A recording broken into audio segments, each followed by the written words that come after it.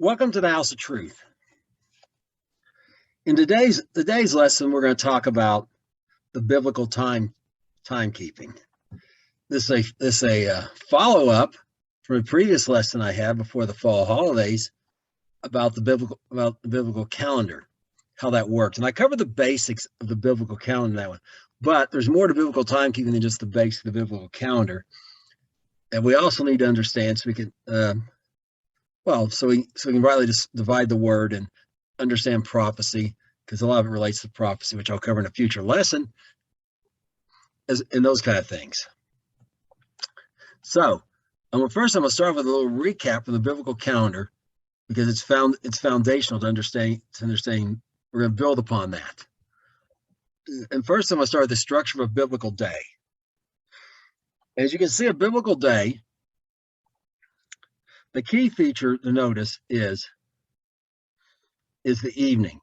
That the biblical day was defined by daylight. When you have 100% daylight, 100% the sun's out fully, it's day. It's called day, often in the King James, meaning daytime. When there's 0% daylight, where it's cloudy or there's darkness or stars or moon or no moon, whichever, 0% daylight, it's nightfall. Then you have two transition periods. You got when you go from 0% daylight to 100% daylight. That transition period takes roughly an hour. It starts at daybreak when there's like when it quits being 0%, maybe you get 1% and so on and so forth, until the sun's fully risen. That's called morning. Then evening is the reverse of that. It's between when the sun's fully set and when there's still daylight and down till it's 0% nightfall, which of course a measure of that is look in the sky and look for 3 stars. Of course, that's not always possible if there's clouds or you live where there's a lot of light pollution or whatever. Now, the separating point between day 1 and day 2 is technically the even, which is that point when it's halfway between day and night, 50% daylight. But it's really hard to discern. So as I showed in my previous lesson, every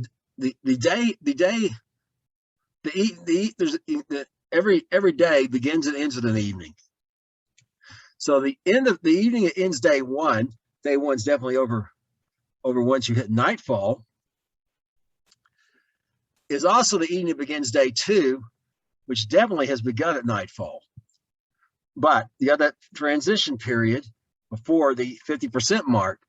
And so you can think of that transition period as an overlap for both days. And in particular, if you look at where it talks about the Day of Atonement being the 9th and 10th evening and 9th and 10th evening, it'll make sense. Because the evening ends the 9th one, it's also the evening that begins the 10th day. That's why it's worded that way. So it's important. So the big thing to know is our day starts at evening. So the order in the biblical day is evening, night, morning, daytime. And our big ones are daytime and night, and you got 2 transitional periods, of course. Now the next thing to understand, well, I didn't make a graphic for that, but the days are bundled into weeks, 7-day bundles of weeks. They're also bundled into larger units, called months. The word month comes from the word moon, and even though it's be translated new moon most of the time in your Bible in English, like in the King James, it's really in Hebrew chodesh, meaning renewed moon. And here's the difference: new moon, an astronomical chart, is also known as the null moon, the dark moon, or the dark moon, and it's when there's 0% illumination. You cannot see the new moon. You cannot tell when it occurred, because before it even reached that point, it got where there wasn't enough illumination for you to see. You can just sort of see it for a few nights. It's not there. The renewed moon is when the light starts coming in again. When it starts coming in, and for the person to be able to reliably see it, it needs 6% illumination, which happens roughly 21 hours and 15 minutes after the total darkness of the null moon, which technically only happens for a moment. Conjunction is really only a moment. Just not enough light for humans to detect on their own, but can be detected by microscopes, powerful microscopes or whatever. So it's just for actually a moment that's totally. But in that moment, about 21 hours, 15 minutes, you'll get where the moon is seeable at 6% illumination. And that is what determines the first day of the biblical month. And it's not really based on whether or not it actually is seen or not. I discussed this in detail, but I'll recap here briefly. That originally the high priest determined when the next month, at the 29th day of the current month, he determined the next day was the 30th day of the same month. It had an extra, if it was a long month, or if it was the first day, or is going to be the first day of the next month, using the Urim and Thummim. He did it by revelation. However, because of rebellion, the Urim and Thummim disappeared, which is Nehemiah was very plain in the book of Nehemiah. It was no longer there, could not be used for revelation. So they had to adopt a different system. Now in Solomon's day, the months took on the names of Philistine days, of the Canaanites, and they worshipped the sun, star, and the moon. They were very unsophisticated. They weren't really that sophisticated science-wise and everything. So they relied on observation with a rule, which really at that point is sort of calculation. If you didn't see it on the 29th day, you saw it the next day. And when you saw it, you blew the, when you saw they declared lit fires or whatever, to let everyone know when the new month started, even if it was 3 a.m. or whatever, and people, because they didn't really care about it wasn't necessarily a festival, or maybe if it was, perhaps they celebrated some, but they didn't. It wasn't like you couldn't work at all. So they didn't really observe it as a Sabbath type thing. And from that system, that's the system that the Sadducees used later, and the Karaites came from the Sadducees. Now the Babylonians also worshipped the star, sun, and moon, but they were much more sophisticated, and they got tired of trying to observe it, and they came up with a calculation system. And this calculation system is what the Pharisees used. It was what the Pharisees used, and then and from it today, the Rabbinic Judaism uses it with some modification. But neither one are from the original system. Now, in Yeshua's day, Joshua, the Pharisees and the Sadducees had to share power because of the Romans, and they couldn't have the Pharisees telling people one day was one day in the synagogue, and people in the temple, the Sadducees ran, having a different day. I mean, they had to be in some agreement. They came with a power sharing structure where the Pharisees ran the synagogues, and the Sadducees ended up running the temple. Well, to keep everyone in sync, they came up with this. They calculated when the new moon was seeable. And in Qumran, I believe it was just last year, in Qumran, they found some more documents, and one of them was a 3-year chart showing when all the months would start and when all the feast days would be.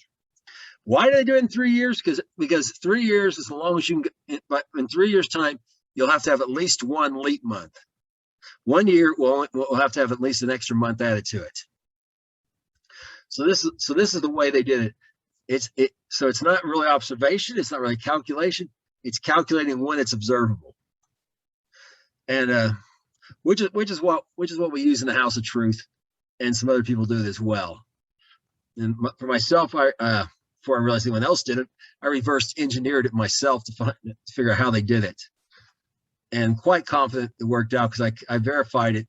I verified against ancient documents by Josephus and stuff to make sure the years I could, I got the same answers as what they actually recorded against another calendar system, which I may cover someday. The Greeks used a lot of dates recorded in their calendar system. So, but anyways, so the important thing here is that the new moon is not the day of the renewed moon. I gave you a lot. I'm trying to recap here. That's the most important thing you need to know. The month starts with the renewed moon when the new moon is seeable. And it occurs where you see it or not, where there's cloud cover or whatever. There's haze in Israel years back for a whole week, and no one saw till, well, you can see a week later. You're at the you're kind of at a half moon at that point, the first moon. So not helpful. Okay, so next we need to look at. I want to recap how the year worked in general. And I built a little chart here to help with that. And you know, see, we got Gregorian calendar dates at noon, so we know it's the daytime portion of the day. What those days are, and it's based on the years when spring is March 1st. March 20th. The spring first biblical day of spring is the day. Remember, the day starts in the evening, sunset. So the day when the equinox occurs. So if the equinox occurs 10 in the morning on the 20th is the first day of biblical spring. If it occurs 10 p.m. on the 20th, the 21st is the first biblical day of spring. But this one's based on it being the first biblical day of spring, which occurs about 3 out of 4 times. And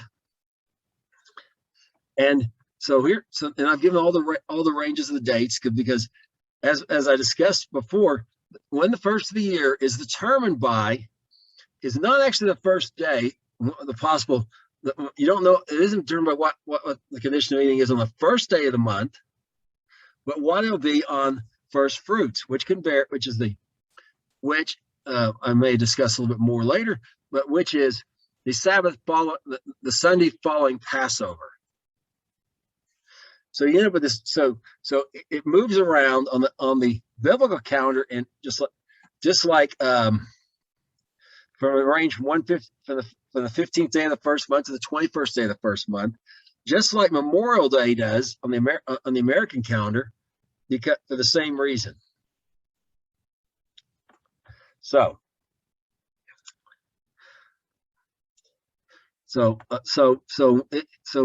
possible ranges of the new year are the 13th of March to the 11th of April. That's first and latest and earliest possible. But first fruits is the 27th of March to 1st of May. And first fruits has to be when the barley starts, and the 27th of March is the earliest reliable record we have of the barley grain being harvestable. And this is not by modern techniques, which require the grain to be 13% dry, only 13% moisture content, but because by the ancient ones, where it's a hand sickle, where it has to be 20%, and they can't do the 20% with modern agriculture because it'll gum up the machinery. They got to get a little drier, and that's about 2 weeks later. But by hand, the way they did it in their times, the 27th of March is the earliest reliable date that we know, that we actually have records of, on a year that was when it started on the 20th. And the latest, so first fruits can vary from the 27th of March, because you have the barley where it's got to be harvestable so you can present the sheaf, till the 1st of May. As you can see, the barley harvest actually goes on to the 15th of May. It goes on the 15th of May when the wheat harvest begins, and that is Shavuot, and gives us our range for Shavuot as well. It's 50 days. 50 days after 27th of March, it's 15th of May. And so our range for that is 15th of May to the 19th of May, because again, it's also going to float around on the biblical calendar from the 5th day of the 3rd month to the 12th day of the 3rd month, for the same reasons first fruits floated around. And it's tied to the wheat harvest. After the wheat harvest, you have the grape harvest, and again, in like manner, the 7th month, and you're not concerned about the first day of it. You're concerned about the 15th day of it, the first day of Sukkot, because it has to be in after the wheat harvest is over. And we can indeed see that's what's going on here in this picture. Here. So that is, again, and one starts on the 20th of March, spring's on the 20th of March. The 20th of September is the day when you reliably know the grape harvest is over. So the Sukkot has to start. The first of Sukkot has to be between the 20th of September to the 19th of October. And again, the reason is because these years, the typical year, you got 354 days. A solar year is 365, so it's moving around. It's the same thing that causes Easter to move around on a calendar, perhaps maybe from more on a regular calendar, to bounce around inside a 1 minute window. Same concept here. Okay, so that's a recap. That's a brief recap of the biblical calendar, the key elements: the day, the week, the month, and the year.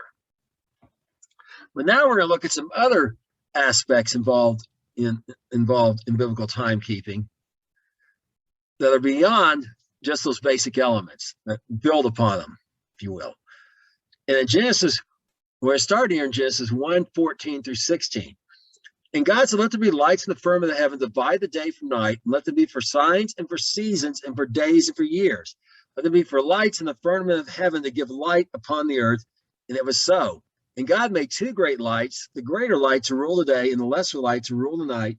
He made the stars also. Okay, so there's something really important here I need to draw out. This idea of seasons. Now, we understand how days and years work. Signs, it's a whole other lesson, which I will cover somewhere in the future. But this thing about seasons, I mean, that's technically one of the signs, is what, so you know what season is, but there's prophetic signs as well. But this season here is determined by this. So biblical seasons are, first of all, astronomical seasons. There's different types of seasons.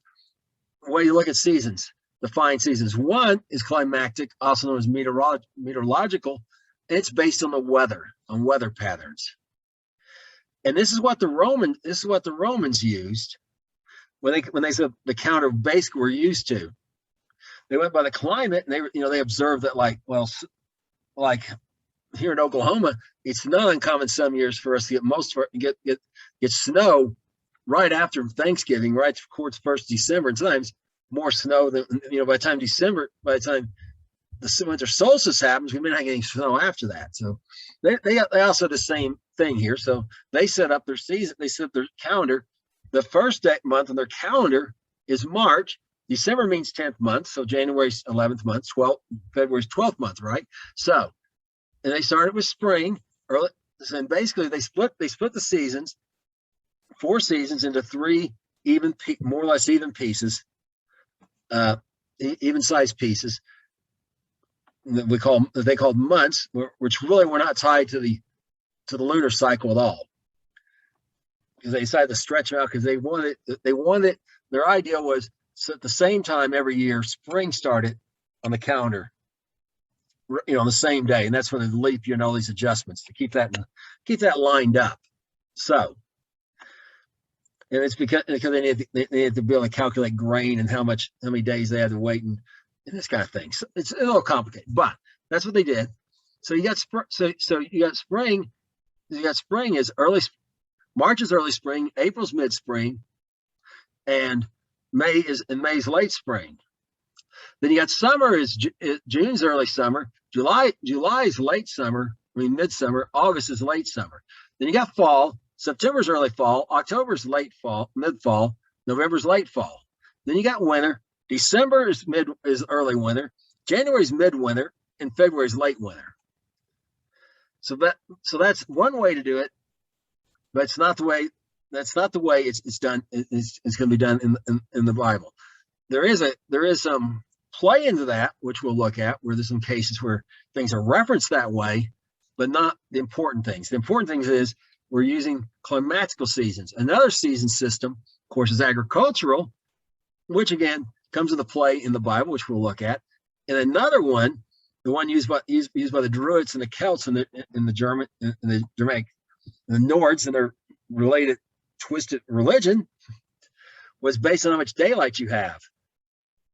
So under their system, they set the first day of winter the months with the least amount of daylight were November, December, and January. So that defined winter. Their days also started at sunset. So the beginning of winter was really the evening of October 31st. Halloween, this holiday, people traditionally call Halloween here in America, which is that's a whole lesson by itself how we got to there. But it comes because they were concerned about the darkness. They were terrified, really, of the time of darkness. They believe the horned god is really a picture of the devil in every way imaginable.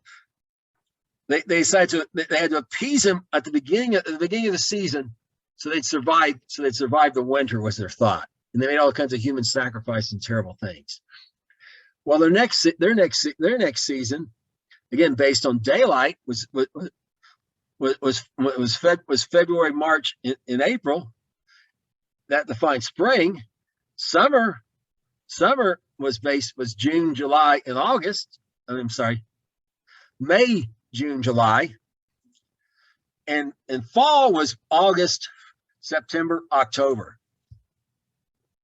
So there are different ways to define season, but the biblical way to define season, the important way, is astronomically, based on the signs, based on the sun, moon, and stars, the spring equinox in the fall, the spring equinox, summer solstice, winter solstice, and fall equinox. But most importantly, the spring equinox. So this is not a pagan ideal. This is God's ideal. Idolaters just Satan didn't have the original ideals. He just stole it basically and misapplied it. So we're going to look at, we'll see how that comes into play in a minute. Now we explain this thing about season. We're going to see a little more insight into seasons here.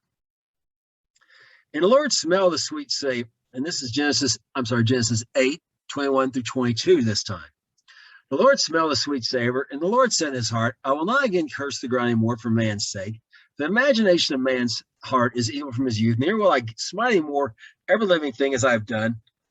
While the earth remains, seed time and harvest, cold and heat, summer and winter, day and night shall not cease. Okay, so now there's some more ideals. There's some more ideals given here. There's some divisions of the year, and how long. And this is after the flood. How long? As long as the earth remains, that means at least this current earth.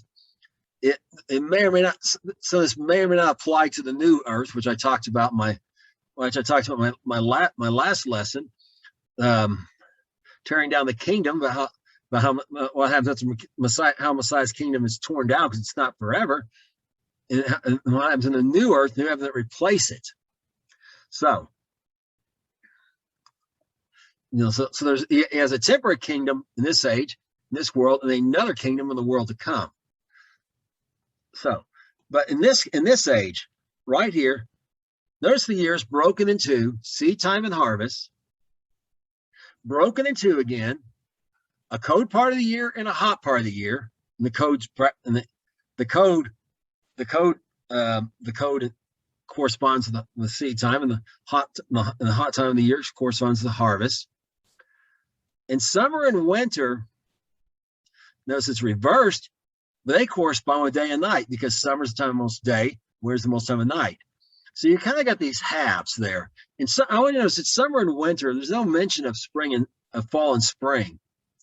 And strictly speaking, there is no Hebrew word that just means fall or spring as a season.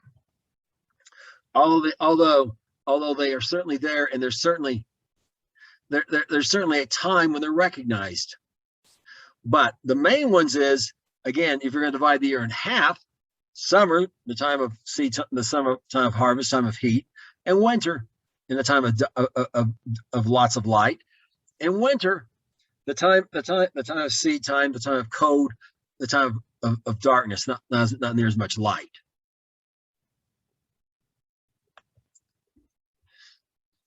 Now now we're going to look at what, but there's transition periods, just like there was with the biblical day.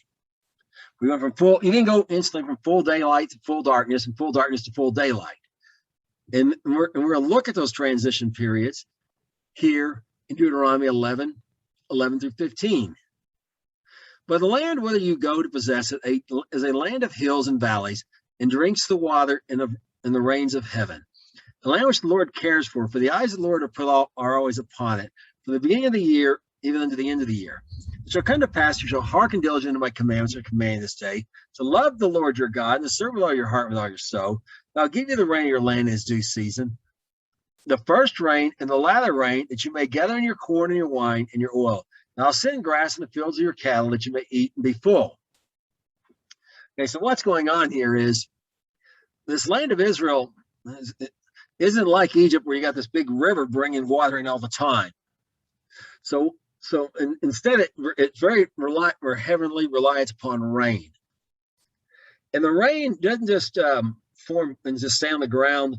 The ground, it gets used by the plants, whoever, and the rest just gets soaked up and goes down to the aquifer.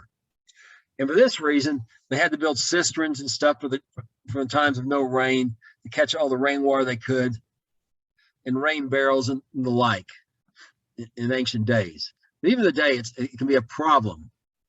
So even in modern times, it can be a problem for them. That's why Israel leads the world in desalination technology to turn ocean water into fresh water. In fact, they're the world's leader in trying to make the most use of water through drip irrigation and stuff, and also obtaining it from unusual sources. Even invented a machine that pulls water out of the air. Okay, but that's because of this rain situation. And notice this rain is contingent upon them being obedient. This first and latter rain, and between 8 and the olive. Here's the story: olive trees live 3,000 years old. Some of the oldest trees. If they've taken little core samples, and people don't understand. When tree rings are dark or light, it's not because of the year. It's because of rain or no rain. It's a season that had rain or didn't have much rain or whatever. And here's what they found by analyzing them. Between 1835, 135 AD, when the Romans kicked the Jews out of the land, till 1870, when Christian Zionists started bringing them back in, not one single year that was the first and latter rain both present, which is why when Mark Twain went there in 1867, he said nothing grew there except cactus. The friends of worthless soil is how he worded it. Cactus and olive trees, things that can endure without much rain, is all that grew there, according to him, at that time. Well, and now since they started returning, when they started returning in 1870, the first and latter rain started coming, but only where they lived. Their neighbors wouldn't get that. So because they were being somewhat obedient, answering the call at that time. So this is a very important thing. So what I want you to notice about here is this is tied to the agriculture, which we saw harvest. So there's heat and cold. So all these different types of seasons are kind of in the Bible, night and day. Sort of bring, but particularly agricultural one, and climactic one, and of course astronomical one. And you need to be aware of which one you're using when for what. So we got this climactic one here, but it's tied to their agriculture. Because without rain, you got land just drinks it up. You're not gonna be able to raise cattle. The word cattle there often is. The Hebrew word actually means livestock, and means sheep and goats too. But whatever your farm animals are, if they don't have water, they're going to die off, or if you give them a well or something, but they don't have any grass, they're going to die off. So, and all these crops are dependent upon it. So you got an agricultural season going on here, plus a climactic season and an astronomical season. Now we're going to get down to which one is being used we're going to look at why the astronomical season is the first one mentioned, also the one that's the one that's most important as far as determining biblical, as far as the biblical calendar goes. Exodus 13, 8 through 10. And then you'll show your son in that day, saying, this is done because the Lord which did which me when I came forth out of Egypt. She has signed you upon your hand, upon memorial between your eyes. The Lord's law may be in your mouth. With a strong hand the Lord brought you out of Egypt. You shall therefore keep this ordinance in this season from year to year. So every year this ordinance of Passover is to be kept in a season, in a particular season.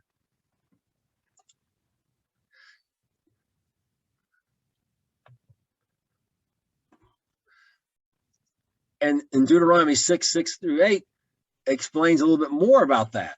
But at the place which the Lord shall choose to place his name therein, you shall sacrifice the Passover at evening at the going down of the sun, at the season you came forth out of Egypt.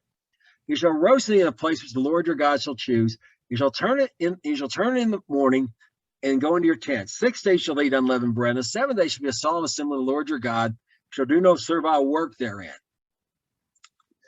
So now this season is spring.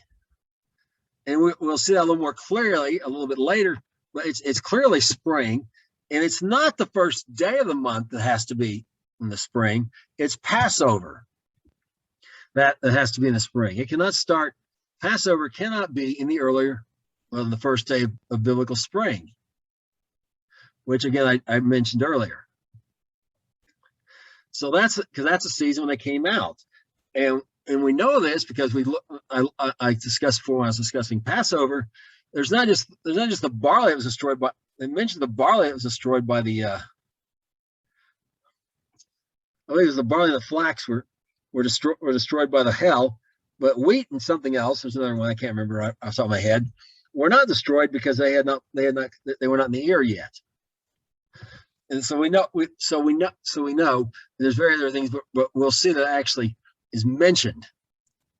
So it has to be year to year in the spring. So this is why you have to add a month. Otherwise, it'd be like the old Persian calendar, and your holidays are just jotting around. Actually, Muslim holidays do that, like Ramadan, because they don't adjust for this discrepancy between a lunar calendar and the fact the earth and the fact the sun's like 365.23 days per year is a lunar cycle. They don't adopt for that. So Ramadan maybe in December one year, and 10 years later it's in July. So, but this is fixed on the spring equinox. The spring equinox is imperative. Passover must occur in that season. It starts defined by the spring equinox, which we'll look at. So, and notice, of course, Passover leads us into the Feast of Unleavened Bread. And during that time, we have we have first fruits, which leads us to another holiday that's tied to this holiday. So this holiday is tied to spring, and all our holidays ultimately are tied to this holiday. And here's the next one. We're going to see where this becomes very plain. 7 weeks shall number to you, and begin to number 7 weeks from such time as you put in the sickle to the corn. And you shall keep the feast of weeks unto the Lord your God with a tribute of free will offering of your hand, which you shall give to the Lord your God according as the Lord your God has blessed you. So now you got a bundle of 7 weeks here, and this is called Shavuot. But we're not going over all those instructions now. But I covered them. I covered them in my lesson on Shavuot earlier this year. That it actually says count the Sabbaths, 7 Sabbaths, and the day after the Sabbath and it actually says it's 49 and it's 7 weeks and the 50th day. So Shavuot means weeks, that's what the Hebrews, but the Greeks called it Pentecost, 50th day, because it's actually 50th day with the Sabbath after Passover, first fruits being the first day, and you count 50 days out, which we saw on which I showed you on my graphic earlier. So this and all other, everything else is tied to when spring starts. Spring's the stabilizing thing, just like with the Romans, want spring to always start on the same day on the calendar. That's why leap years and the Gregorian correction, everything's to do that. Well, because this also is a stabilizing day for the biblical calendar. So that's what helps you determine whether to add a month or not. So now here I made a little drawing showing the spring relative biblical year, how everything in the biblical year is relative to spring. And so I got this. So S1 means first biblical day of spring. The first biblical day of spring minus 7 is the early. So a week before the first biblical day of spring is the earliest the new year can begin. 32 days afterwards is the latest it can begin.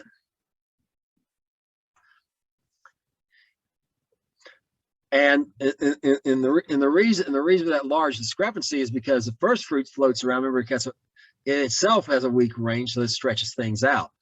First fruit is the first day of spring plus 7 at the earliest, and the latest is first day of spring plus 52. Now, this brings to the barley harvest will end, and the wheat harvest begin, and Shavuot can occur, and that's the first day of spring plus 66 days.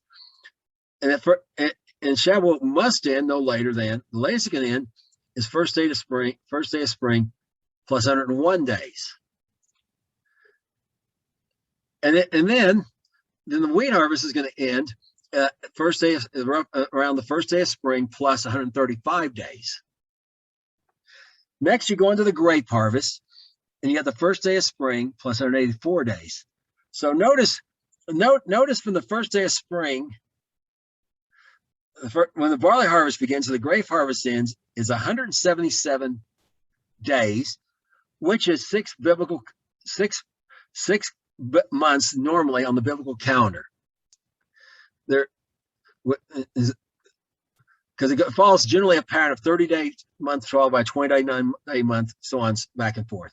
There's some exceptions, but most years that's what it follows, and that's exactly where it gets to the end of the grape harvest.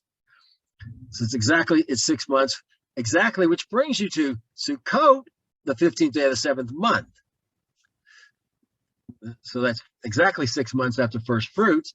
Has to be after the grape harvest is over, and it's also so the first day it can begin is also first day of spring plus 184 days, and the last day it can possibly begin is the first day of spring plus 223 days. And what days will work on the Gregorian calendar, of course, depends on whether the first day of spring is, the biblical first day of spring is. It's 20th or 21st. So everything is tied to the spring equinox. The first day of spring again is the day when the biblical day when the spring equinox occurs. And again, just to remind you, 10 a.m. If it's 10 a.m. on the 20th of March, the 20th of March can be the biblical day. If it's 10 p.m. on the 20th of March, March 21st can be the first biblical day. So now we're gonna look at another aspect here. I feel somewhat confusing, and this is about this idea of a year, because people try to make all these different types of years into one year, and they get very confused about it. So we're going to unravel this for you right here in Genesis 12:1-3. And the Lord spoke unto Moses and Aaron in the land of Egypt, saying, This month shall be the beginning of the months. It shall be your first month of the year to you.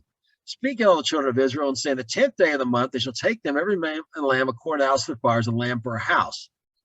Okay, so this is the month of Passover. Exodus 12 is the Passover, is the Passover chapter. Passover begins, and this is the first biblical month of spring. Remember that it's not the first of the month that matters. It's the day of Passover. So this it's called the beginning of your months. It's the beginning of the year. Like the term Rosh Hashanah only appears once in the Bible in Ezekiel, and it's Ezekiel. I want to say it's chapter 48. In fact, 40 it makes it very plain that it's all part of one long passage. That it's referring to this day, the Nisan 1 or Aviv 1, whichever you want to say, the first day of the month. So this is the beginning of the year. Well, then we go down here in Exodus 23, 15, and 16. We see this strange thing that seems to be kind of a contradiction. You shall keep the feast of unleavened bread. You shall say unleavened bread 7. You shall eat unleavened bread 7 days, I command you, in the time appointed the months of Aviv, for any of you came out of Egypt, and then shall appear before me empty. And in the feast of the harvest, the first fruits of your labors, you have sown in the field, and the feast of Ingathering, which is in the end of the year, when you have gathered your labors out of the field. Okay, well, first of all, Aviv. Now, the Aviv means green ear, literally, but also it can have the idea of spring out of the ground, like Tel Aviv, the hill of the spring. So it occurs in the spring, making this obvious that it's tied to the spring, which is defined again by the astronomical. That's what we saw in Genesis. The spring, the season will be determined by sun, moon, and stars. In this case, the Earth's position relative to the sun. The spring equinox, when there's equal daylight and equal night in the spring. But then here we got first the fruit of Ingathering, which we just looked at, is this is talking about the Feast of Tabernacles.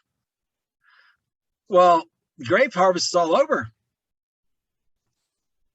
So, since the grape harvest is all over,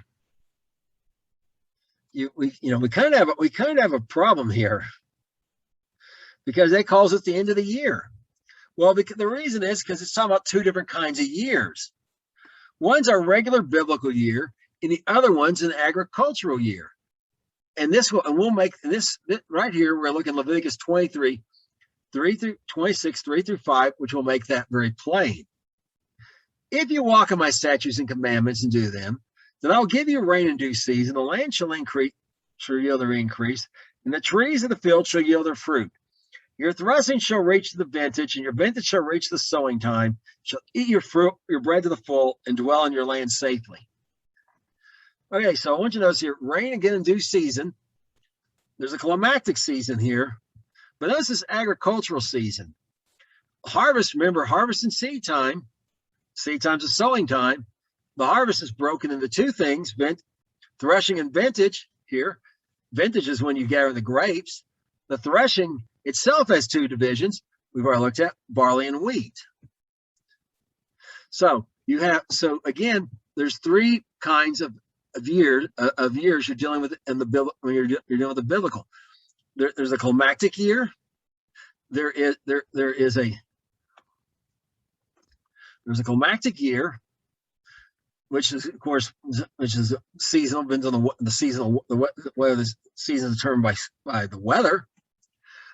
There's an agricultural year, and notice the agricultural year begins at sowing time. Well, that makes sense. If you're a farmer, you can't harvest what you haven't sown, so it's going to begin with your sowing time, which is why the end of the grape harvest was called the end of the year. For the agricultural year, it totally makes sense. And of course, it's the astronomical year, determined by the sun, moon, and stars that we looked at originally.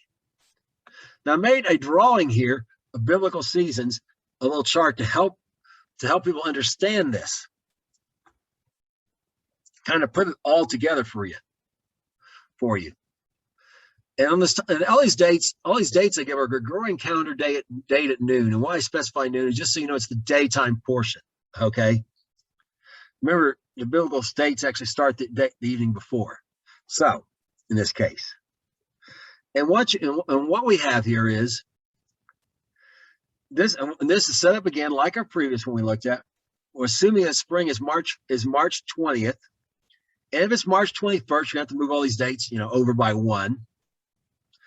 But we have our dates here. We've been able to establish reliably from records. And this is actually based on Jerusalem. Some of this I'll explain may vary a little bit if you're somewhere else in Israel. But we're going to start from the bottom, our astronomical seasons, which are maybe seasons like we're used to, well, everywhere. But the first day of spring is defined by the spring equinox, which is the 20th of March normally. The first day in most years. The first day of summer is defined as the 21st. It will be on the biblical day of summer again, just like before. So spring then summer is defined by the 21st day of June. Fall is defined by the 22nd day of September. That's when it's going to begin. And the 21st day of December, it begins winter, and then winter goes all the way till, well, the next spring. So that's our astronomical seasons. Now the next layer is our climactic seasons. And those they don't line up perfectly with the astronomical seasons, although there's some correlation. And they're basically defined by 4 periods as well. And again, we're going to start with the period of no rain here.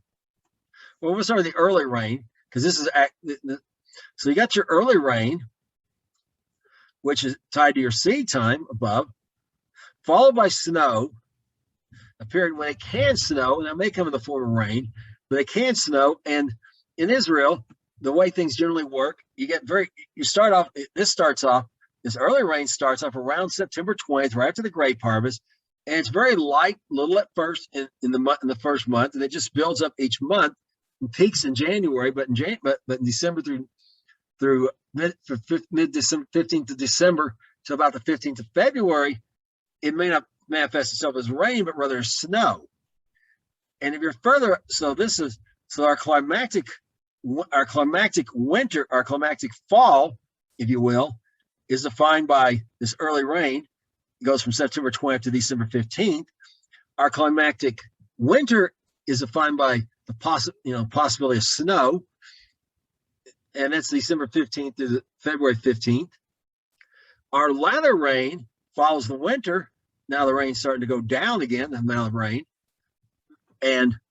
but it's still raining pretty regularly. And that goes from February 15th till the 15th of May, which is the end of the barley harvest.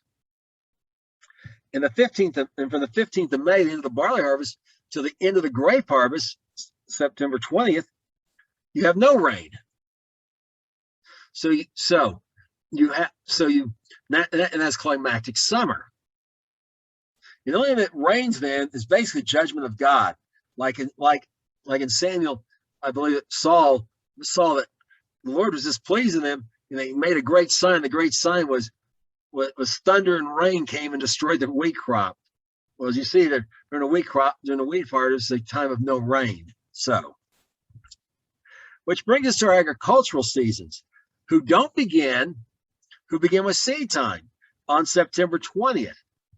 And again, it's not determined by the first day of the 7th month is not even the beginning of the agricultural year. The beginning of the agricultural year is the 15th day of the first month. This whole ideal of Rosh of the first day of the 7th month, which the Bible calls Yom Teruah, the day of alarming, literally, is Feast of Trumpets, people more commonly call it, is totally from Babylon. It's from idol worship.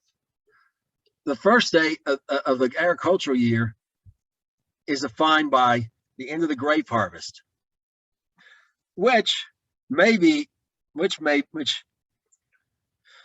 some years could actually be on the first day of the month. But it also, the grape harvest can end before the 7th month even begins, or it's but the day after is the earliest that Sukkot, the first day of Sukkot, the Feast of Tabernacles, can begin. So our agricultural day year goes seed time, which is half of it, and then harvest, which is half, and that harvest is broken into three size pieces. And those pieces, so it goes from September 20th, so harvest begins on March 27th. We discussed 4. And then our harvest goes from March 27th to September 20th with 3 breaks. May the 15th of May. It's roughly the end of the is about the end of that's the time of the end of the barley harvest, beginning of the wheat harvest. Maybe some the wheat harvest goes from 15th of May to about the 22nd of July, and that's when the grape harvest begins. Now, the grape harvest in modern times is a little skewed because there's varieties that were not there in the times of Yeshua. They're derived primarily from North American grapes, wild Concord grapes, and their cultivars that were developed from them, including the Concord grape. And these things are very well code resistant. Wild ones have been found with grapes ripen with snow. The vines are on the ground, there's snow, and the grapes still ripened. So, but in Israel's, in Yeshua's day and back, that was not the case. Those kind of grapes did not exist there. They could not survive that kind of thing. In fact, they indeed did not. And also, up in the Golan, they may harvest a little later. Begin these varieties, and there's even varieties that come due. They can be harvested a little sooner. But again, they're not native varieties to that area. They're varieties that as the people of Israel were scattered among the nations and came back, brought back with them and cultivated. So if you're going with the biblical varieties, this is what we're referring to. I just want to clear that about the grape harvest. So again, the agricultural year starts on the 20th of September, if the spring equinox is 20th of March, and its first half is seed time. The second half is harvest.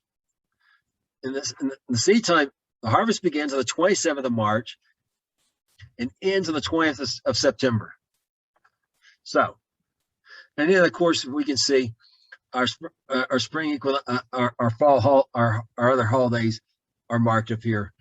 These important ones, regulated again by the spring equinox, regulated as it said by the sun, the star, and the moons. Okay, so now I've talked about seasons, about the various types of seasons. Now I'm going to examine another area about holidays, because people are saying, well, we didn't have biblical holidays. Does the Bible have holidays besides just these in Leviticus 23? And most people incorrectly say there's 7 holidays in Leviticus 23, and they're not. And there's 3 Hebrew words: Mishta, Chag, and Moed. Moed's an appointment. That's what's in Leviticus 23. And we're going to look at the start of Leviticus 23. The Lord spoke unto Moses, saying, speak unto the children of Israel, and say to them, concerning the feast of the Lord, which you proclaim to be holy convocations, even these are my feasts. 6 days' work shall be done. The 7th day is the Sabbath of rest, a holy convocation. Should do no work on there is the Sabbath of the Lord in all your dwellings. These are the feasts of the Lord's, even holy convocations proclaim their seasons. Right, these are moeds, appointments, literally appointments. Yeah, and they have and most people say there's 7. No, there's not. The Sabbath itself is one. It plainly says it here. The Sabbath itself is a weekly one, and there's 7 yearly ones. And some have said, well, I cover this one called Celebrate. I believe it's called Celebrate in the holidays, but it's not Celebrate. There's 3 kinds of celebration, Hebrew words and so on. And Moed, these alone are Moeds, appointments. But there's also Chags, which are also like celebrations. They're also translated feasts, but they're holy feasts, but they're not appointments that God made. And there's Mishtas, which are just celebrations. An example of Mishta is like when Isaac was weaned, Abraham threw a party. That was and of course there's many examples showing this is perfectly allowed. Another example of a Mishta, even though it's in the New Testament in Greek, the Greek word used for it is the same Greek word used for Mishta in the Septuagint, is if I'm remembering correctly, the prodigal son, when he came home, his father threw a mishta for the prodigal son. So these were definitely allowed. But we're going to look at some other things here. Some other things have been proclaimed and see. So it's not just the moeds that are allowed. And we're going to see this more plainly here in Zechariah 8:1-9, 8:19. Thus says the Lord of hosts, the fast of the 4th month, the fast of the 5th, the fast of the 7th, and the fast of the 10th shall be in the house of Judah joy and gladness and cheerful peace. Therefore, love the Lord, love the truth and peace. And I call right this word peace is chag. Okay, so the Lord himself's going to turn some days they've got where they're fasting, that they made days of fasting into signs of joyful celebration, chags. And these are what? These fasts all commemorate this fast of the 7th month. It's not talking about the fast, the moed, because he doesn't need to turn that one in, although he may turn that one into one also, but there's also another fast on the 7th month. And a big one people may be aware of is the fast of the 5th month, the 9th of Av. You're fasting to well, basically to show your sorrow. Oh, these are all fasts of sorrows. You're commemorating and remembering with sorrow what you're remembering. And the sorrow and the thing you remember on the fast of the 5th month, the fast of Av, the 9th of Av, is the destruction of the temple. On the 9th of Av, the 5th month, the Babylonians destroyed the temple. Hundreds of years later, on the 9th of Av, the 5th month, the Romans destroyed the temple. In other words, for the fast of Zedaliah, because it was the governor that the Babylonians set up was going to let them stay in there. He only exported Jerusalem, people in Jerusalem around there originally, took them off in exile, left others, but then they rebelled and killed his governor. And then the land was left virtually empty. It's just a very, as I recall, 1 in 1,000 were left in the land. So a very small number, and the land became terrible and desolate. So these were all disasters. Basically, the Jewish people brought on themselves through the rebellion. So they have these fasts to say to God, basically saying to God, we're sorry. And also to remind themselves so they don't do this kind of stupid thing again. And the key to not doing it, but when they turn to love the truth and peace, which they will do, as I described, and you're setting up the kingdom, when all of Israel will be saved, because all of them are going to accept Yeshua as Messiah. Those who won't are going to be destroyed off the face of the earth. So the whole of the rest, it's only those that will are going to be on the earth.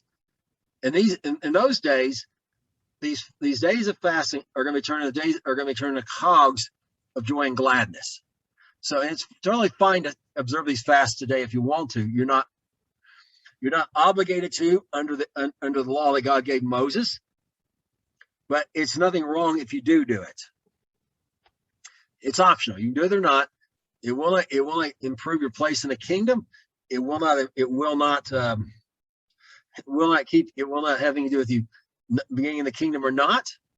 This is not saying it's not part of the kingdom inside the kingdom. This is not part of the weightier matters of the law. It's not part of the lesser matters of the law. It's not part of the law at all.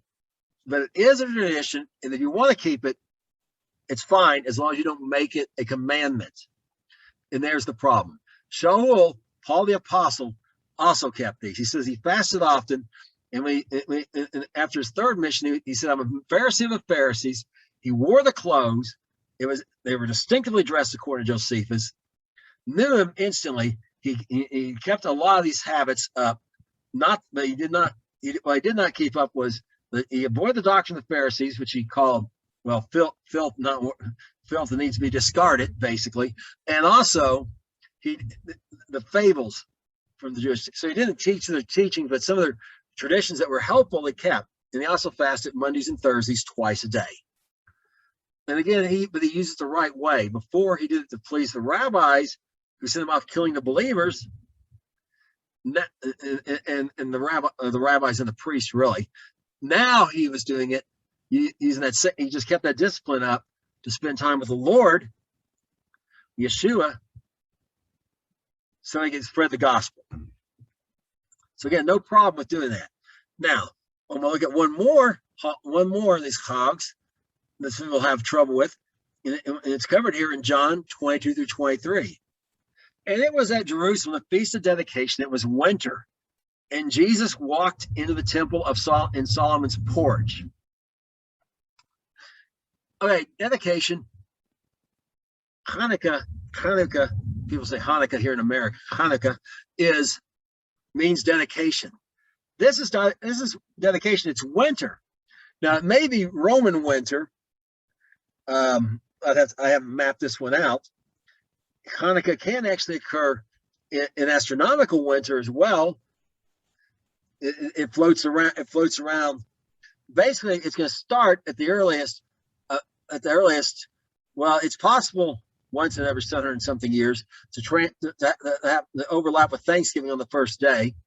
We had that Thanksgiving because we called it here in America.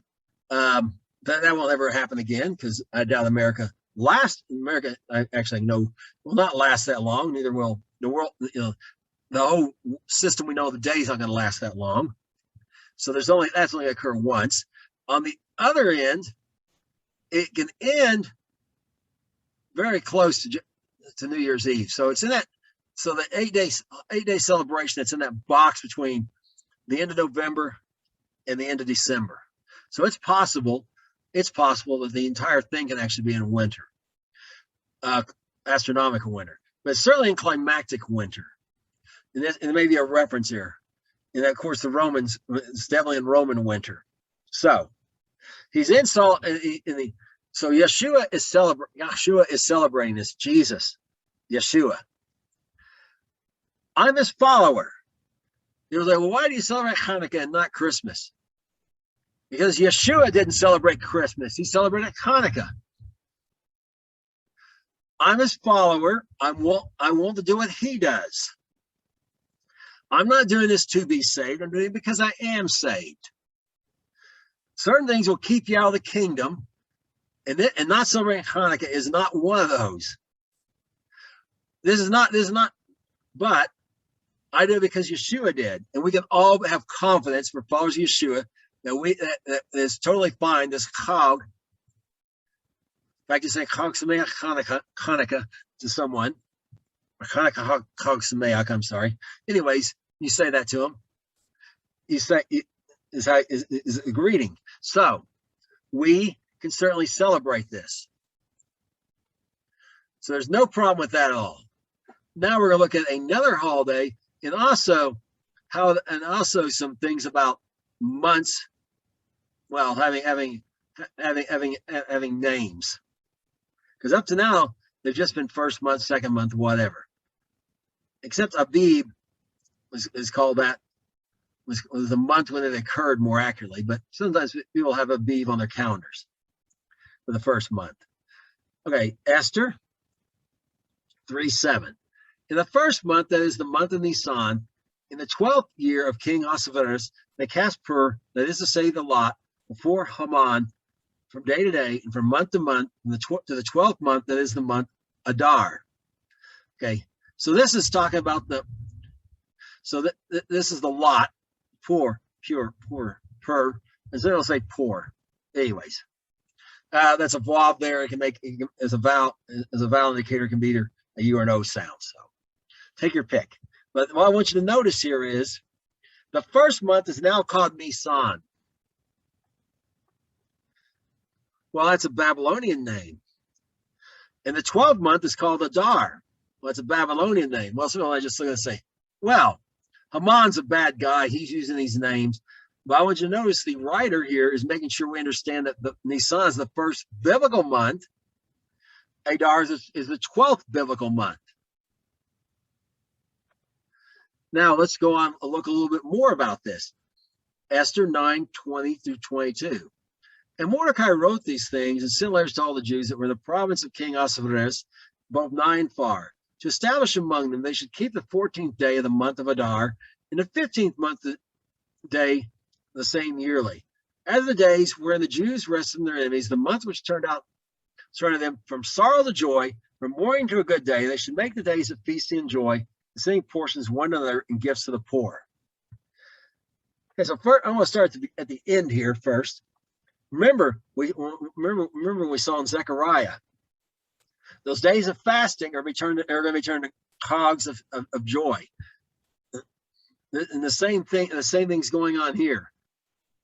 And this is called Purim. So I was like Purim, although the I am in Hebrew, Israel's usually pronounced an eem, like a long E, but Purim, Purim, whichever you want to take. Take your pick. Either way, it's in what month? The month of Adar, and we saw it's the 12th month. Now, the reason I bring this up is as you're going along, and you're going there, and you get to the 12th month, you got a leap year, you add a 13th month at the end of the year, but not the rabbis. The rabbis want to keep Purim 1 month in front of Passover. 14th day of the month, of the last month of the year, it's to be exactly a month in front of Passover, the 14th day of the first day of the month of the year. So they want to do this. So what they do is they insert the leap month not after the 12th month, but after the 11th month, and they end up calling the Adar the second, Adar, and they call the other one like pre-Adar. So the Adar 1. But that is not what the instructions say. It says it's to be done the 12th month. And if you're just counting along, Nisan is number 1, blah, blah, blah, you end up with the 12th month is the 12th month. There's no instructions here in from Mordecai to do that. Now, we're going to look at, Phil said, well, is that okay? Is it even okay to do this? And we're going to get our answer right here in John 5:1 through 5:1. And thus, after this, there was a feast of the Jews, and Jesus went up to Jerusalem. Now, our answer here is right there, but it takes a little study. John chapter 6, Jesus is in Jerusalem again for Passover. A little study, you find this feast is a month in front of that one. There's only one feast on the biblical calendar, on the rabbinic calendar, even the rabbinic calendar, because it got a bunch of minor holidays and stuff, and like we saw some of these other fast days and stuff. That's a month in front. That's a month before that, and that is the feast of Purim, or Purim, if you prefer, that we just saw as a month ahead of time. So Yeshua he went to Jerusalem just like he did for Hanukkah. And think about this: no one's ever went to Jerusalem for the Moeds, the 3 times a year when men had to appear.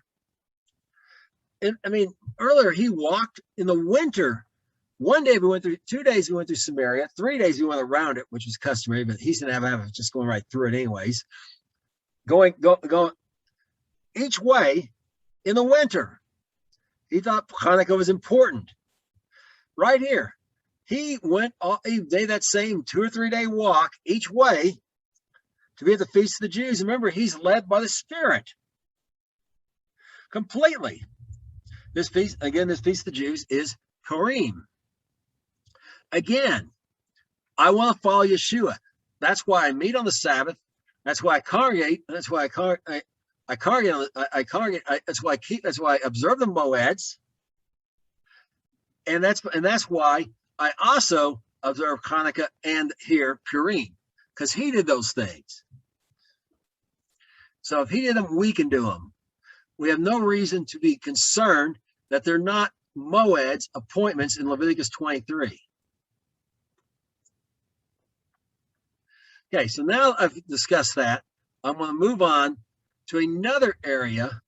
We've covered the seasons and how those fit with the year, and how they fit, and the 3 kinds of seasons in the Bible, and how the astronomical one's used for determining the calendar. We've covered about these extra holidays and how they're okay, these extra observations and how they're all right. Now we're going to cover, because they're found in the Bible also. Now we're going to cover. We're going to shrink down and look at the breakdown of a day beyond the morning, beyond the evening, night, morning daytime cycle. Divisions. There's another division we're going to look at. We're going to look at some other divisions of the day, how the days divided some other ways now. We're going to start here in Psalm 55, 1 through 6, 16 through 17. As for me, I'll call upon the Lord, and the Lord shall save me. Morning and evening and morning, and at noon I will pray and cry out, and he shall hear my voice. And this is, if I remember correctly, it's a Psalm of David, 75 out of 150 are. So odds are in my favor there. But I want you to notice the order: evening, morning, and noon. Remember, the biblical day starts at evening. And notice, evening is a transition period. So the implication, it's implying here, it lasts about roughly an hour. When the sun goes down, David went and prayed to God until nightfall. In the morning, when the sun started coming up, when he first got first light, people generally didn't stay up like like I am now. They didn't have electric lights and stuff. They tend to sleep from night all through pretty much through the night till it got very close to morning, at least till daybreak. From daybreak till the sun's fully up, David prayed another hour. And then at noon, well, we follow the pattern of the other two. He did the noon hour, roughly the same amount of time. Perhaps he started when the sun was at zenith. That's what defines noon, it's its highest point, and prayed to them praying. Because he didn't have, to my knowledge, he didn't have any kind of timekeeping mechanism like he may have had a sundial. That's possible. But he didn't have anything else. He didn't have a hourglass or anything like that. To my knowledge, they were not available in Israel at that time, in roughly 1000 BC. So note, I want you to notice that order. So again, the prayer times are evening, morning, and noon. Now I want you to look at these prayer times here. And we're going to break them up in the prayer times again. In Daniel, during the exile, 6, 10 through 11. Now Daniel knew the writing was signed. He went to his house, his windows being open in his chamber towards Jerusalem. He knelt on his knees 3 times a day and prayed and gave thanks to his God as he did before time. And when these men were assembled, found Daniel praying and making supplication before his God. Okay, so why he faced Jerusalem? Because Solomon said you face Jerusalem and pray, which is why I often pray face Jerusalem. Well, there's a bonus promise about God hearing you and so on and so forth. So praying towards Jerusalem is very biblical. So but notice that these 3 times a day are the same times as King David did. And that's how these men knew how to find him praying and making supplication. He was predictable. And again, like the king, David was super busy. No doubt Daniel is prime minister. Daniel has been prime minister. And this is Cyrus, and he's the king's friend, and he's undoubtedly busy also. Yet he takes 3 hours a day to pray. And the average American doesn't spend 30 minutes a day, maybe more like 3 if they remember to pray during meals. The average American believer, I want to specify that. I'm not talking about the heathen out there. He thought it was important to pray. Yeshua thought it was important to pray. David thought it was important to pray. I've discussed this before when I talked particularly about Yeshua, when I talked about praying like the master. If he needs to pray, so do we. And one of the preferred times in the Bible to pray, evening, morning, and noon. However, we're going to see a shift in the time of Yeshua. Acts 3 verse 1. John and Peter went up together in the temple, the hour of prayer being the 9th hour. Well, 9th hour, does that mean 9 in the morning? Well, that's a little late. This is shortly after Pentecost. It's a little late for the sun to rise, and they've missed morning. 9 at night. Well, that's after dark. They miss the evening. No, this is the evening. This is the time of the evening prayer established between the Pharisees and the Sadducees, particularly the Sadducees. This 9th hour, who did things by observation. And I'll go a little bit more into that, but it's roughly 3 p.m. So the time of prayer shifted again for the biblical model. So now they see, one thing is they got all 3 times of prayer in the same day this way. Morning was in the 3rd hour at 9 p.m. Noon was still noon. The 9th hour is roughly 3 p.m. And I'll explain a little bit more why I say roughly. 3 p.m. And so it's also in the daytime. Because the thing was, if people went to the temple in the evening to pray, well, the people working there couldn't shut the gates and clean everything up and whatever and get it, because all the sacrifice stuff had to be done during the day, and they generally shut them at night. Generally the temple was shut at night most of the time. They couldn't. There were exceptions. They couldn't do all that if you were coming into the evening. Then they'd get to bed late and stuff. So they decided the 9th hour. But it wasn't the model. But here's an important thing for you to understand. Do not get so hung up on the time. The important thing is you give God your best hour, your best time. I used to pray early morning before I did anything else, first thing. But then my daughter started having medical issues. And here's what started happening. I was getting worn out. I was getting up early to pray, and I was just falling asleep. I really wasn't getting much done. I mean, it was very, very ineffective. So I wanted to give God my best hour. So I did it. So I did it after work. I'd take a nap, so I was refreshed because I was getting worn out physically. And then I'd give God an hour or 2 then. In fact, sometimes I gave him 3 or 4, it just depends. But the point is, in a row, not spread out. The point, I did make a little prayer. I did pray some during the day, but not, a concentrated effort like that. And the point is, I gave him the best time I had. And that is the more important thing here, okay? That you give the Father the best time you have in prayer. And not get so hung up on, well, I got to do it when the sun comes up. I got to do it when the sun goes down. I got to do it when it's noon. That may or may not be practical for you. Or you may just be falling asleep and not really having a kind of effective praying anyways. So, but now we're going to look at where this idea of an hour comes from. We're going to explain the hour, how it's applied a little bit more. So we're looking at, again, how a day is broken besides the 4 seasons, if you will, of a day, of evening, nighttime, morning, daytime. Daniel 3:4-6. When the herald cried aloud, Jesus commanded, O people, O nations, and languages, that what time you hear the sound of the cornet, flute, harp, sackbut, psaltery, dulcimer, and all kinds of music, you fall down and worship the golden image that Nebuchadnezzar the king has set up. And whosoever falls down and worships the same hour should be cast in the midst of a burning fiery furnace. Okay, so now this is, of course, about from the story of Shadrach, Meshach, and Abednego. It's the first time the word hour appears. Hour was a Babylonian invention.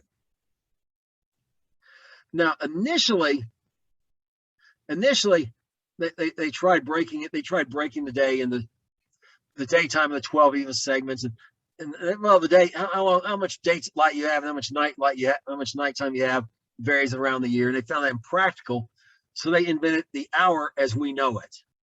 And they also broke it into units, minutes, we call minutes, 60 of those. They also invent the 360 degrees on the compass we're used to. And, so there's good uses for all these things, but of course they did it as part of their idol worshiping religion. So this is where the hour came from, was from the Babylonians. Now in John 1-9, we can see that this hour, we're going to see a little bit more about how this hour was applied in the days of Yeshua. Jesus answered, said, are not 12 hours in a day? If any man walk in the day, stumbles not because he sees the light of this world. Now, there was a little controversy about the hour here in Yeshua's day. Remember the Pharisees adopted the Babylonian way of calculation, while the Pharisees had adopted the Philistine way of observation.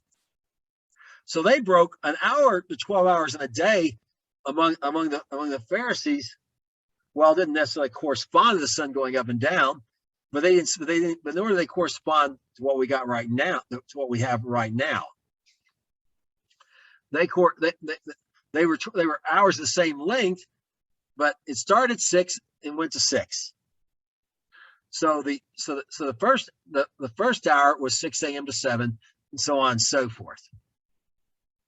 So those are the 12 hours. However, the Pharisees again had got theirs, and this is the Karaites came from. The rabbis got this other system.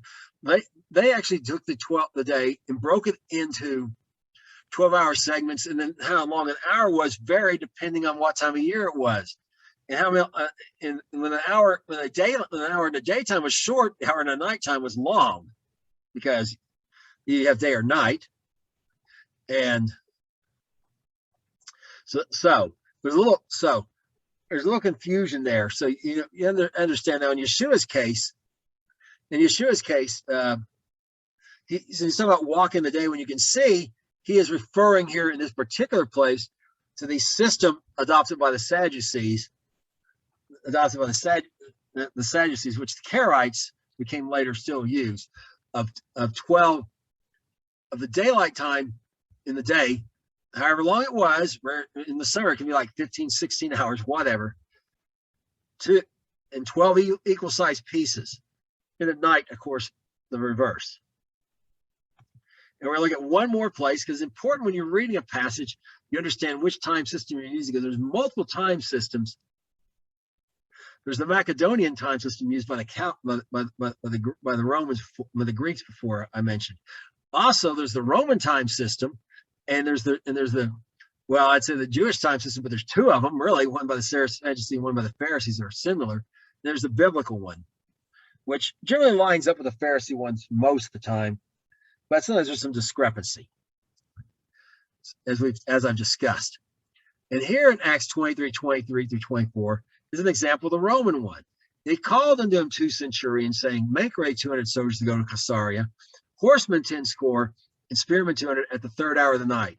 He provided them beasts that they may set Paul on, and bring him safe to Felix the governor.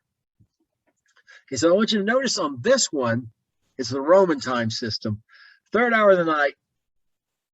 If I remember, yes, the Romans had not yet got midnight. They're the ones that start this midnight to noon business. And midnight's just an arbitrary point that's halfway, well, between one noon, one day, one day. There's nothing you can see in the sky to tell you it's midnight. So it wasn't AM and PM exactly like we know. It was more close to this, what the system used by the Pharisees, which the Romans, and particularly in Israel, Caesarea is in Israel, we used as well. 3rd hour of the night is 9 p.m.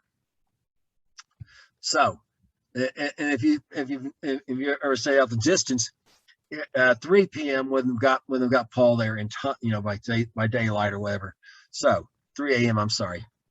So this is referring to that. So we got this Roman system too, and it's important for us to know we're looking at these time systems, these references, like I mentioned before, in winter, for example, which one we're using, which season system they're using, which time system they're using inside of a day. And again, it's not that one's necessarily wrong versus right for us to use every day. The reason why the Romans and the Babylonians and the Romans, what it is, if the Romans using the hourglass and the water clock, to my knowledge, they invented the water clock.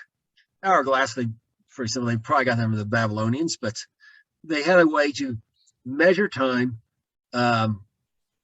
reliably, at least down to the hour unit, and perhaps even smaller. So consistently, so they get synchronized with each other instead of having to figure it out all the time. Every day it changed, like the Sadducees did. Okay, so now we've discussed other ways of breaking up a day that are in the Bible. Now we're going to look at one last thing. We're going to go the other direction of bundling not days together, like we saw days were bundling in the weeks, months, and years, but bundling years together. and how that works. And we're going to start here in Leviticus 25, 2 through 4. Speak to the children of Israel and say to them, when you come in the land which I give you, then shall the land keep a Sabbath unto the Lord. 6 years you shall sow your field, and 6 years you shall prune your vineyard and gather in the fruit thereof. But the 7th year shall be a Sabbath of the land of the rest of the land. A Sabbath of the Lord, you shall neither sow your field nor prune your vineyard. Okay, this is talking about the Shemitah. And the Shemitah, the year of release. Won't you notice? It's an agricultural year. The year's what? 6 years of sowing. It begins with sowing. It ends with gathering in the fruit. And again, it ends with the fruit here, particularly grapes. So that defines an agricultural year. The end of the year is when the grapes are gathered in. So, and notice on the 7th year, you don't sow. The sowing's first again. It's an agricultural year. So you got a bundle of 7 years here. And we can perhaps call a Shemitah bundle, let's call it a sabbatical bundle. So we get the English word sabbatical from, like someone takes a year off to go do something for a while. It's not uncommon, like professors might take a year off from teaching and still get paid to go promote a book or something like that, like Anita Hill did. So we got the sabbatical bundle. Bundles of 7 years, but we don't. So they're like the weekly. So they're a reflection of the week of the weekly bundling of days. But it doesn't stop there. We got Leviticus 25, 8 through 10. You shall number 7 Sabbaths of years unto you, 7 times 7 years. The space of 7 Sabbaths of years shall be to thee 49 years. You shall cause the trumpet of Jubilee to sound in the 10th day of the 7th month, in the day of atonement. You shall make the trumpet sound throughout all your land. You shall hallow the 50th day and proclaim liberty throughout all the land, unto the inhabitants thereof. It shall be a jubile unto you, and you shall return every man to his possession. You shall return every man to his family. Okay, jubile. We always said jubilee when I grew up. Jubilee. People still use that expression, not necessarily like in New Orleans, they may talk about that, and it's really a festival of wickedness often. But there's horns playing and whatever. So this jubile is a Hebrew word, which is a generic word for a horn, and it can mean specifically like the horn of I believe it's an eland. It's straight. It's a straight horn, not like a shofar. It's curved. It's an actual horn animal, but it's generically used. It can actually mean like a casasornet, the metal horn I talked about when I talked about listening for the trumpet. So notice here though, we got the same thing here. 7 years, bundles, seven Sabbaths of years. Remember, you count 7 Sabbaths, you got 49, and then what? You have the 50th day, the day of atonement. I mean, the 50th day, Pentecost. Well, now you got the 50th day, the 50th year, the year of Jubilee. And remember, we talked about Daniel with his 70 times 7. Those 7s were bundles of 7 years. Well, in this case, the 7, and they were in 3 segments. If you remember when we talked about this. When I talked about this recently. However, now we got a 50-year one. And again, this one also starts, notice, on the Day of Atonement. Well, now you might say, well, the grapes haven't been gathered in. Well, they're not be gathered in because this happens at the end of the seventh year, the 49th year. And because that was a Shemitah, a sabbatical year, they didn't harvest the grapes anyways.